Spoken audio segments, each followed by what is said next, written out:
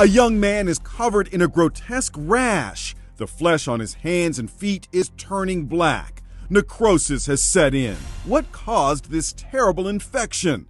Would you believe leftover chicken lo mein? It happened when a 19-year-old student was visiting a friend at his dorm room in Boston.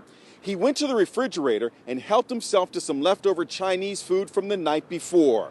Within minutes, he became seriously ill. A reenactment of the shocking case has gone viral on YouTube. Immediately after eating the meal of leftover chicken and noodles, JC didn't feel well. He could feel his stomach shake and convulse. The student was rushed to the ER. His kidneys shut down. His heart and lungs failed. The diagnosis? Meningococcal septicemia, a deadly bacterial infection.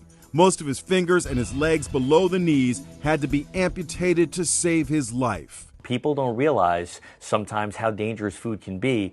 Peter DeLucia, Assistant Commissioner of Health in Westchester County, New York, says leftover food should be refrigerated as soon as possible. 2 hours is what we always talk about, the 2-hour rule. You don't want to leave food out at room temperature for more than 2 hours with either disposing it, reheating it, or putting it into the refrigerator. How long are leftovers safe in the fridge? Usually 2 to 4 days is kind of the rule of thumb. In a recent test, we found that by day 3, the bacteria in egg salad had increased by 4,000%. Use your senses too. When you take that leftover out to eat it, if it's something that you don't have to reheat, smell it, look at it. If it smells a little funky, if it doesn't look right, when in doubt, throw it out.